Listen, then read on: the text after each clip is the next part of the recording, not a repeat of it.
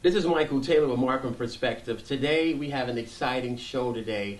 As we all know, October is Cancer Awareness Month. And it brings me great pleasure to talk to you, Bree Hampton. This is Alderwoman Bree Hampton. Of course, she is a cancer survivor. That's correct. Now we're gonna really get into this, Bree. We're gonna talk about the moment that you found out and you received the news that you have cancer. Take me through that. Well, first let me just state this as well, Mike. I want to just give out kudos to all who actually had the courage to go through this cancer, go through their cancer. Well, when I first found out that I had cancer, believe it or not, I was here at City Hall. At City Hall? Public Works, though, in the Public Works Department. Okay. I was in Public Works, and I had just spoken to the director over there, and I was walking out, and my phone rang, and it was the doctor, and he stated to me, he says, do you have a moment, Ms. Hampton? I said, yes, sure. I'm thinking he's going to tell me, oh, yeah, you know, everything came out fine, you know, blah, blah, blah. He stated to me that that I was a stage 3 colon cancer. Not stage 1 or 2, stage 3. Okay. Colon cancer. Okay. My son, my oldest son, Ronell, was standing right next to me when I stated that, when the doctor said this to me. Right now, and I turned around and said, oh, my God, son. I was in denial. I was upset. I was bent out of shape. I was like, oh, no, not Bree. I was embarrassed. You were embarrassed? I was embarrassed. I really was, because I'm like, this can't be happening to me. So anyway, to make a long story short, as I went through this here journey or whatever, I had to readjust my disposition and say, hey, listen, you're not the first one who's going to go through colon cancer or any type of cancer, and I can promise you, you will not be the last. What side of the fence do you want to drive? Did you tell anybody? Your son was standing right beside you. Mm-hmm. What was your next move after you got this news? What happened next? Basically, I cried. Right on the spot? On the spot. Right here at City Hall? Yeah, City Hall, inside my truck. My son got in the truck with me, and I literally cried. And I was like, hey, be a big girl about this here, you know, you'll be okay. And like I said, I just had to readjust my disposition over the entire moment that I found out that I was a cancer victim. Did your doctor, what did he say? Did he offer you hope or to come in for some type of planning session? What was the next thing? I want to really slow down and try to get that part. Go ahead. Yeah, my next step was actually to see a general surgeon, because when I had my colonoscopy, which was doing a pre-screening, you know, pre-screening time, but because we had COVID at that time, it was kind of delayed a little bit. So when I got the opportunity to go in and see the general surgeon truly, you know, you can be amazed. Bedside manners mean a lot. Okay. It really helps out a lot when it comes to patients.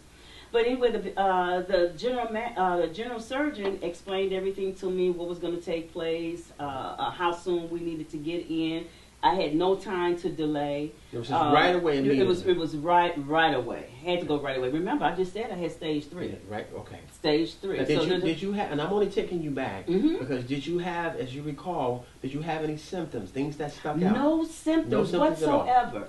No symptoms. It's a silent killer. But I come to find out, just from doing a lot of research, come to find out that symptoms really don't start until it's too late. Oh, okay. That's why it's so important to get that pre-screening at the beginning. And we're going to talk about that, aren't we? Yes, we are. As we move on through this is going to be a blessing because we have more cancer survivors waiting, don't we? Yes, we do. Yes, we do. And cancer survivors of different types of cancer. Not just breast cancer, but we do have individuals that we're going to be actually speaking with that had prostate cancers for our men. We're going to actually speak to an individual who has leukemia. One had multiple myeloma. And another lady had breast cancer. Yes, absolutely. So it goes to show you it's rampant. Now, what I learned about you, we actually got a chance to see how you moved around the City Hall on a daily basis, on a weekly basis, as we did functions and different things. Yeah. And we saw how you continue to hold on with your faith, right? Oh, yeah. Tell me about how your faith played a role, because when you have cancer, you don't know what's going to happen, right? You worry, right, for your kids. How did faith play a role in keeping you, sustaining you? I didn't have a choice. I had no choice. My choice was, well, I had a choice. I had a choice to live or die. Or give up. Or give up. Is that right? Yeah, okay. give up. Okay, live or give up. And I chose to live. And fight. And fight. And many cases, people always say, you know, support, you know, where's your faith? You know, you got to have that strength, you know, you have to pull out that inner being and bring it forth and push on it. Well, honestly, that's what I did, because through all my chemo treatments, I still came to work. I wasn't always at my best. Right. And I'll be completely honest, I could not come out every single day, especially during the chemo week. But that following week or whatever, I pushed my way through. I was determined to do my part in moving forward. Whatever God has planned or in store for me, I was willing to accept and deal with that too. But I knew I had to do my part. But I pushed my way through, still came to work, still worked at the city. Still had an opportunity to get out in my ward, do things as well, but just in moderation. But definitely was still out there. Let me ask you a question. Yes. How did it feel as you continued to do your work? People knew that you had cancer. How did people relate to you? Did people embrace you? Did people kind of stand back? Or did people still treat you the same? Tell me about that part. You know what? It's funny that you mentioned that, because I think every subject that you just hit, I have experienced each one. Okay. So I experienced the ones that embraced me, because and those who embraced me, believe it or not, are the ones who actually kind of went through something similar. That's it. That's what I want you to talk about. And those individuals, they were very, very supportive. And then we had the ones that was like, oh my gosh, I don't want to be around her, as if they're going to catch it. Right, like it's a disease you can catch. Right, it's a disease you can catch. Right. And then, of course, I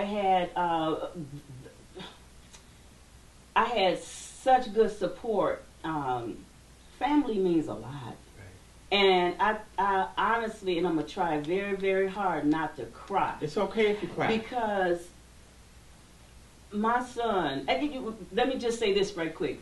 I remember when I was younger, when our children was younger, and my sister used to say, my sister and I, we were the only ones that had all boys. Everybody else had, boys and girls, daughters and sons. And we said, oh my God, we don't even have no daughter to take care of us if something happens, and blah, blah, blah, blah. God proved that differently. He sent you what you need, didn't he? Gave me what I need. Yes, he did. And I thank God for my son. I truly do. He made so many sacrifices for me. Look out for his mom. To look out for his mom. So I think support plays a huge role. And those who don't have the support that they need, Mike, it has to be hard. Yes. It has to be hard. And not saying that cancer is so unique or anything of that sort, but it's a different type of beast. Yes, it is. Cancer is a beast, Mike. It's a beast. Let me say this.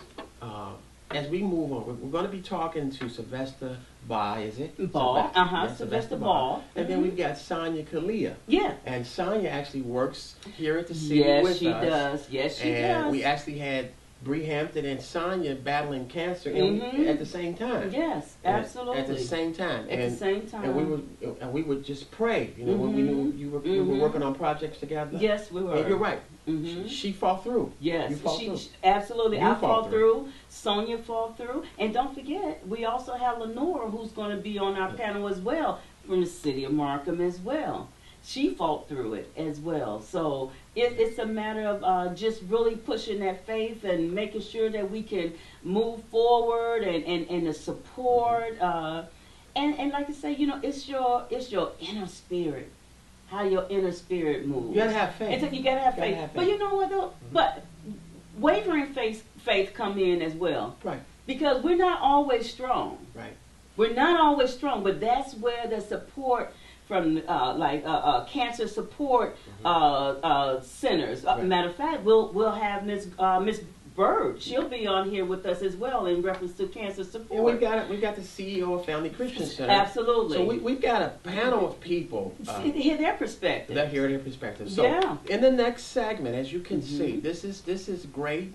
Bringing good people together, professional people, and cancer survivors. And next we're going to have We're going to have Mr. Sylvester Barr and also Sonia Kalia. So when we come back, it's going to be you and those two. And let's stay tuned. Don't move anywhere. We'll be right back. Be right back.